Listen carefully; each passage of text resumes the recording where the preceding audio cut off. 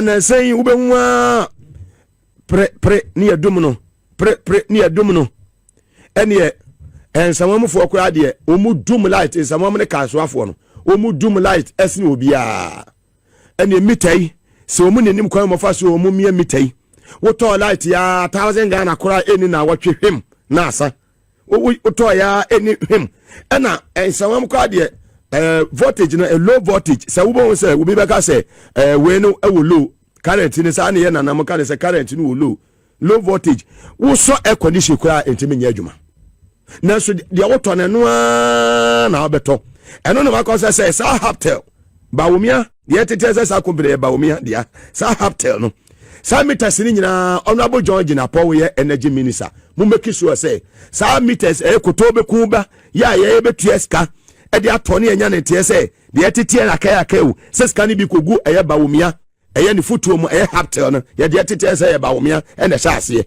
ye besere mu ye hu PDS omo jeji yesika di over 8 months ye omo atimi amu akonta anchire Ghana for eti e besere mu say de yakoso no e wo ECG aso ye on all is not well mototo mo niam yie honorable John Jinapor we are competent enough o credibility was through your integrity emma nkofo bi omo sesa office ya omo se meter bi wo ho a e 40 wo so omo sesa meter no omo be yi wo mania sane ye opposition die ene mi meter ma ka konsenwa mo akoye deda ya wudu ha de o in charge of meters your friend Anaman sa brantie no ya mi hira no kora menti ase and me say meka ko pense mo be transfer na ye den every ho Anaman na we in charge of meters e won senwa mu no mi ni meter omo de ba matam ho me kwa me meter me ni meter omo de bre me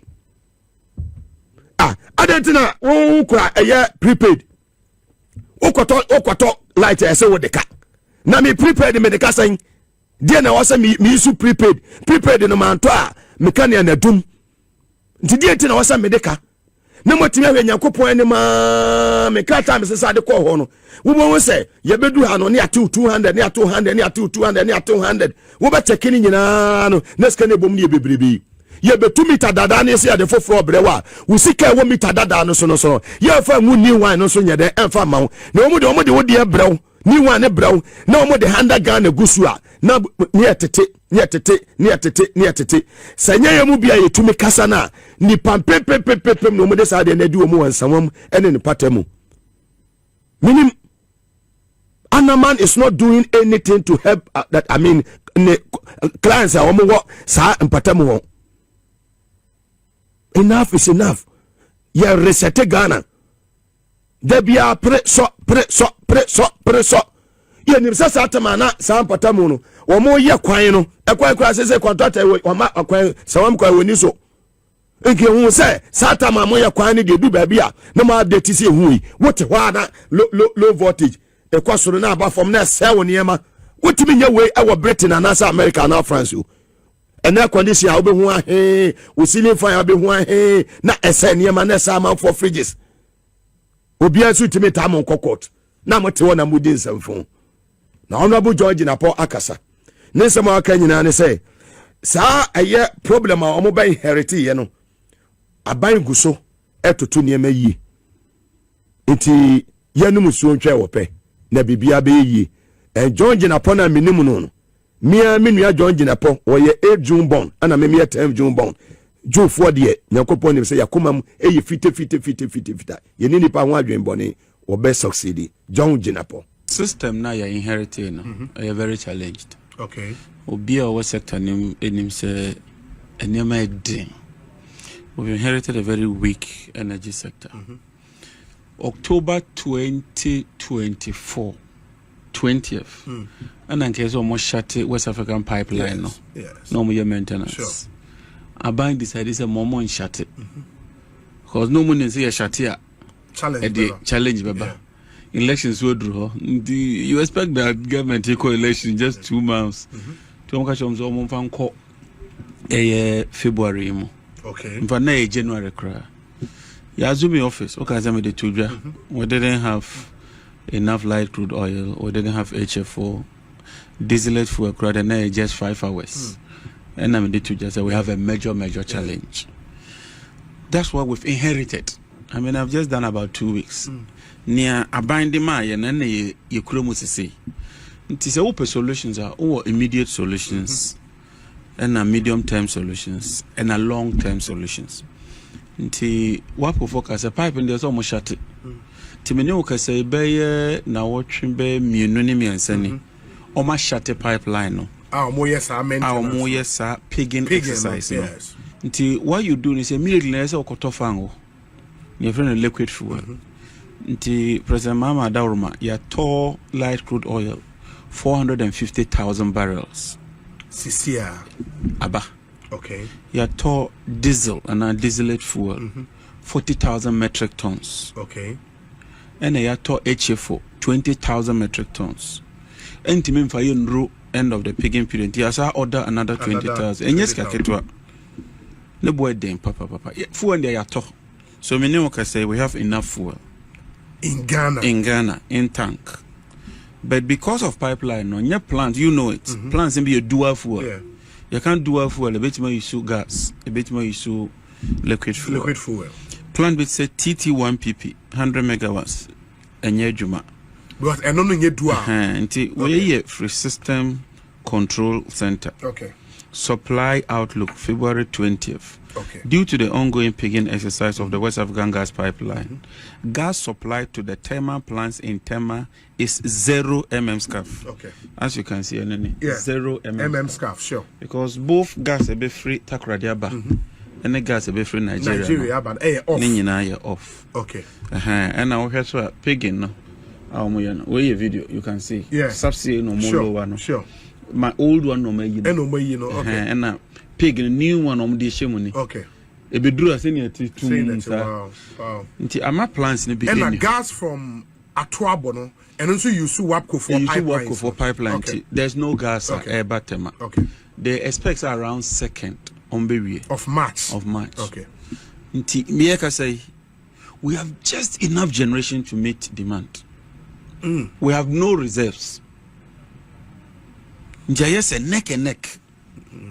The fuel ya dear banya ye be nyina ne say immediately within 1 month there you bet me say over fuel not enough ne bo den kra now there are plants are you bet me use liquid fuel but always you need a 20% reserve margin. Yes, confidie no ba ko bet me atochima kakra the weekend you say enfidie no ba ko enya problem tapco engineers no worked overnight in less than 48 hours they brought it back. Ntinese wohwe near grateful for their brain. Export to Sonabel will be reduced to 90 instead of 150. Export to CIA will be reduced to 70 instead of 120. Export to CEB will be reduced to 30 instead of 100. Consequently, no load management will be required during the off-peak period. Okay. The peak period, no, so near lower more. Lower exports volumes to zero. Not even Valco, yasan chiomo about 30 just to hold. Nti no, ebi na plant bibi kakra ba na a lower kakra. Now you have a challenge, but immediately you try to bring it up. Nti we've been doing our very best to hold the system. System now you inherited are very challenged. Okay. Obi our sector enim say we've inherited a very weak energy. Well, that was John Jinapor, Member of Parliament for Yape Kusugu in the Savannah Regional Assign Energy Minister Oniya OB of Asempa FM. Because he's saying, I know no more Edisa and come on live on TVS, YZ, and also on Power 97.9 FM. Yeah, concern for so Yemunra, Jubilee House, and His Excellency John Dramani Mama, President Papa, President Unima Memu, President Nemu Efe, President Ya Nyamisru Ewunumu, God fearing. President ya yeka aho fama odotima wo edema Ghana fo a woni His Excellency John Dramani Mahama enna woni labor unions fo ni hia na okachiro mo se mo amunim ba bia oman no akwakoduro medwene mo yiye papa enam amamu boni a mfi nwotwe na nado ene eye bawumia afanyoma kensi amamu boni kenufori atamo sikadie basa ama o mana say atete apansa munti no mahu se baabi a yaduru no edin na so no hwe mo modern boy amabo pa kakra efri 2017 ebesi sabri ya mitimi enimu hia na mo hwe manimu saa enko nti akatua ntomo o wanchichi mu edu 10% ena mede kama akatua ho ede amamo na wo hwe abra His Excellency John Dramani Mahama over free eye abremu on the 7th day of January 2017 na Ghana ye minimum wage no eye 8.80. That was 8 me fan say 8 CD. Osha na 8 CD. That was 2016. Na now do buy no and we 80 pesos. Wa fa 1 CD kura nyere an kam ho. And we 80 pesos ebe to so. That was in 2017. Moto abama ni be di nkunim nyina 2018 and we enu kura be 1 CD bi ebe kam ho and call 968. And your bar 2019 what they call 10 CD 65 pesos. And 2020 what they call 11 CD 82 pesos. Not just over. If it 2017 benning na 1 CD and what they are what they etotomoso. And 2021 what they free 11 CD 82 pesos at the bar 12 CD 53 pesos. 2022 and what the bar 13 CD 53 a year pesos. And 2023 what the bar 14 CD 88 pesos. And 2024 one will say share 2020 more graph ni ye baby a ya deep no baby a we no ewo no sea blue no ewo no baby a light blue no ewo no and 2023 no and what they call 14 CD 88 pesos.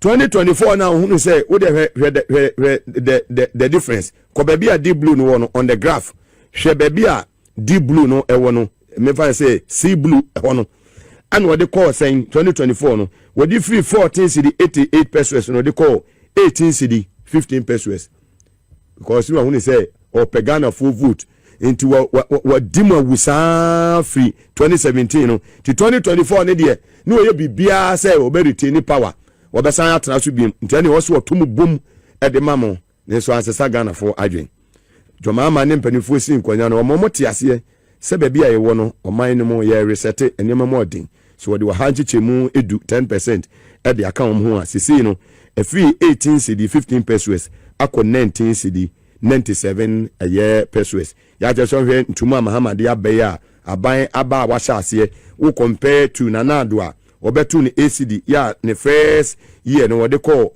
a year 80 pesos spend what they to so na say joma ama waya de ye papa ya enrai meet ni ko so fine penifo bo na baso say watumi ahwe na watumi ama bibia akọ enkan yebeka say minimum wage a bia wa economics bia no say the me economics no minimum wage no is a price fixed by government above that of the equilibrium price at which no employer can pay his workers below that of the equilibrium timuntie niye wo ye afọ obi adwuma na se nipa no ye wadwuma de manwa make sure say sa 19 CD 97 pesos aka 3 pesos na chese 20 Ghana a day make sure say would see nipa no man akatua eye below eye this amount. It is a price fixed by government above that of the equilibrium price at which no employer can pay his workers below that of the equilibrium price. That is economics for you. Enti jomama ya de pa was ye dey ye bono abaso ye to ayentem so no we ga bi mase esande sembi tudwa wa kire se enye police fo anase enye soldier fo adwuma na se mo be guide asase na ebra bi atwam na soldiers ne police fo eye langa da adwuma no samre na twam na yenti se ne wade ne nsem etudwa yenim sa soldier fo de omum protect asase a soldier fo aye wo mo e wo Ghana ha no ya opanya wo di soldier fo ni nyina anim defense minister your friend say Dr. Omanebo amasabe sebe one person phone papa wo ye CDS unimunya for upon pepra on pesa be sebe phone na abire bi atwam a na posifo eda ne langard e wo Ghana ha no abire bi a abanfo na atwam no na ado ne ba wo mi aban na asojafo eya langard e wo krom ha no enye sa aban ni bi ni o enye sa aban ni bi enie ete sa wo ye posini mutie na mutie ni ye sa wo ye soja ni enye wadwuma ne sa obeye langard sa asase wo samo tiasia go to court period ema obi nadaw entamo enfa wo ko boteman sa obi aje eye court injunction na obi nso fi sa court injunction na nipa na je na ofa nya adwuma eto ono no onim obi eto obase sa sojafo edoma kwa akogu sa eye boteman ho no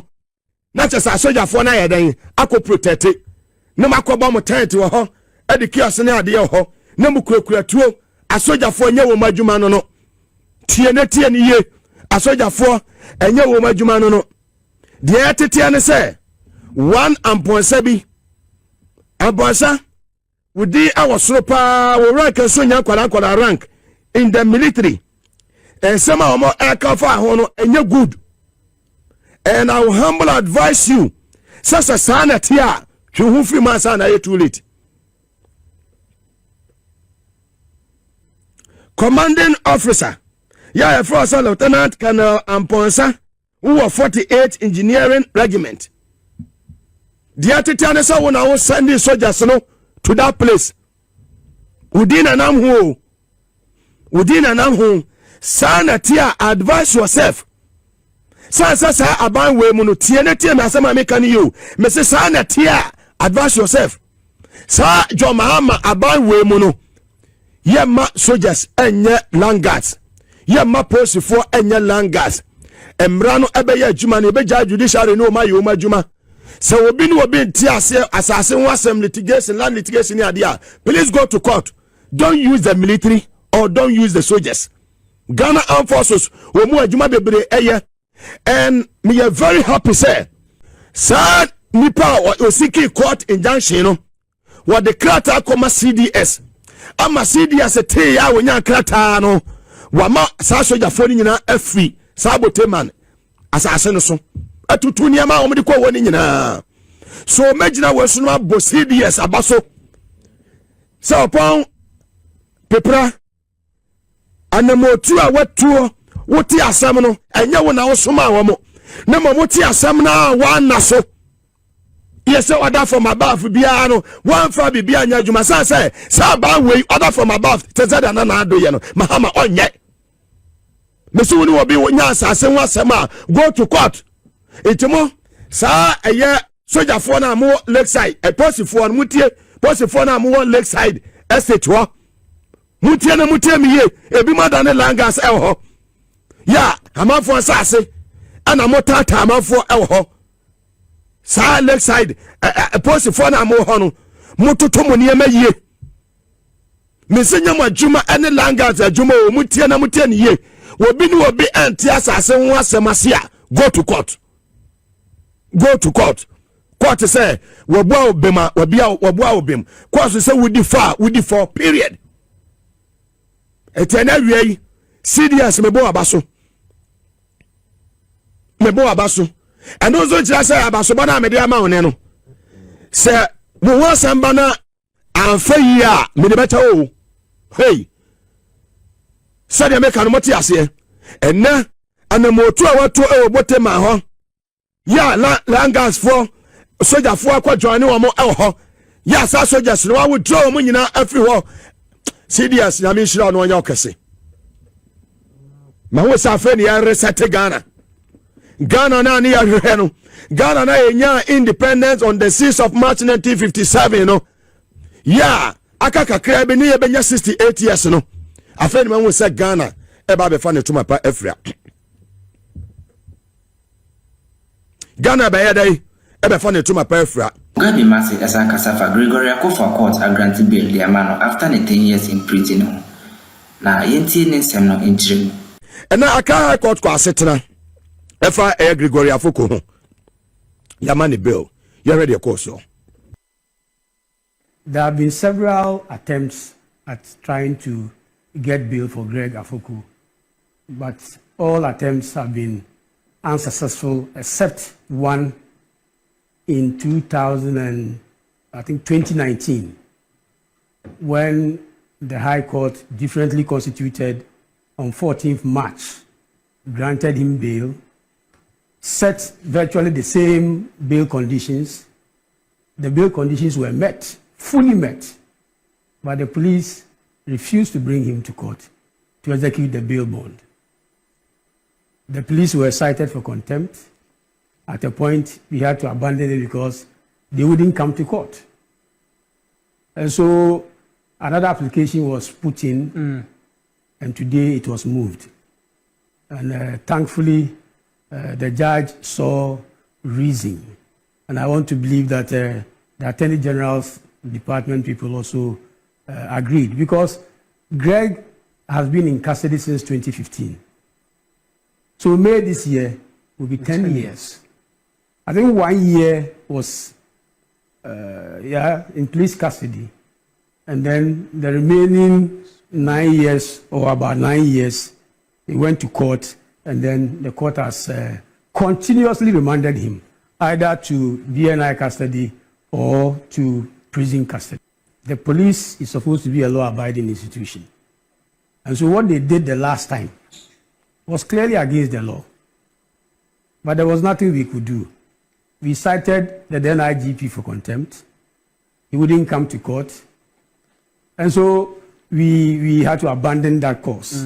A lot of things happened, but this time around, we want to believe that the Ghana Police Service would not disobey the orders of the court. We thought that they were just being disrespectful of the law. You see, if a court makes an order, it is for you to comply. What was their interest? Are you getting my point? But personally, I have always thought that Afoko's trial had more to do with politics than a simple criminal matter, where politics means that there were people within his big brother's party who wanted to do him in.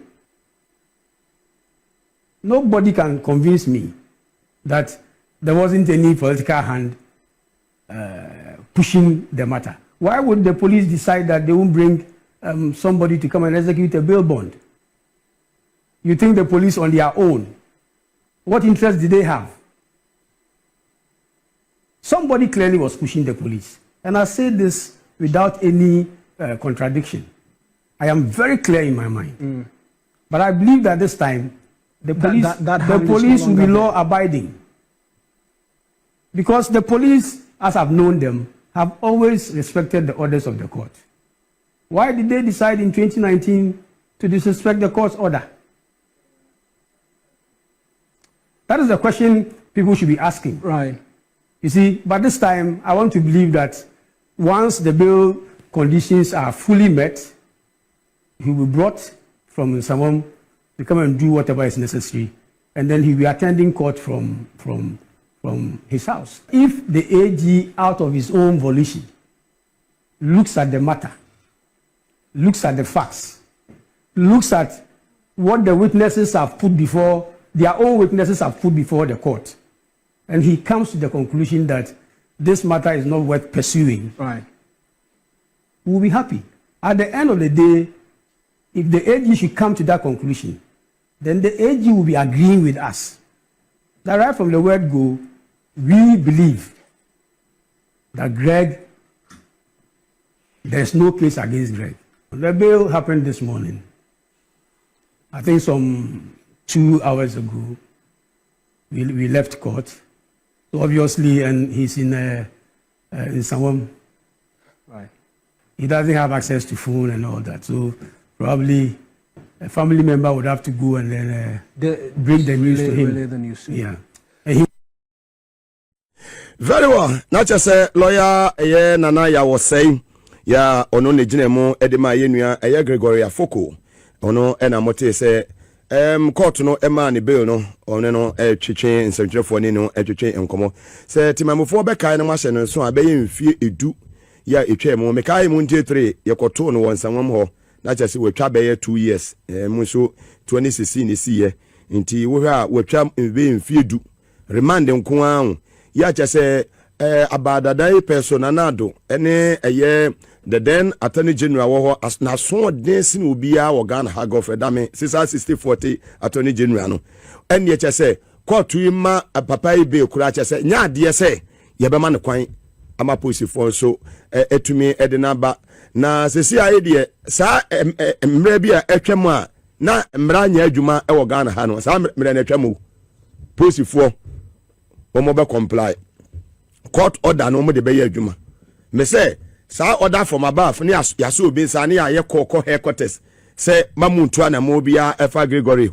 mo man cancer wo mo court amani be kura we 500,000 Ghana cedis bill ne de man with 2 sureties ni nyina nso no nabusuafo ene Gregory aye afoko ni senior brother friend say Paul afoko woni de wabobra sikai owo bi efie airport residential area ho woni president Kufuor fie ni anani fie ni ene 2 sureties wo mo benya no mantam ho a etianu anse ja 500,000 eno nye by cash eno an say nipa obema ne bill no ebeda wotire so se nipa hwe ne yehuna ene ye wo na wo obedi nsenseme etenye se court na jai Gregory Afoko kura ne mum wa ma ne bill say I mean nipa no until say I mean we find say we guilty no utumi enhye say ya ma ne bill a de wo se post for ye monye de wo se obi adwuma so wo ye onye attorney general enye ne de intinipa no ondem Gregory Afoko eye obi a wo yere ewo ma na wo hwe se de abrante no wasi abre na che se eneyi wanya ne fa ahodie me se abrante etimi da ho anadwo da suom na wasi yekoye ne surgery na kwanya mo be fa so a o mo be tete abrante no wonsanwan prison ho no na che se obi a wo da condemn cells na rehuye papa de me de mani hu e wo science mo ho at that time e na me di hu adanse ye pie ba yi makọ ho be ye mpresa a ni nyina makọ akosra eye Gregory Afoko ene mani age se court wakasa na etumi amma abrante ni bill ti posifo a wase mu make sure say emra ne be ye adwuma no first na adote so amra ne nya adwuma no now under his excellency John Dramani Mahama ya interior minister ye mia menua eye Muntaka no e wo se emra ye adwuma na animanimu ya mutu anamon na Gregory Afoko obeka ne yere ene ne mai ne busuafo ho 10 years ma remand kwa so be hu na Gregory Afoko ya de ne tika mu pipon na eyensanwam tu eye high court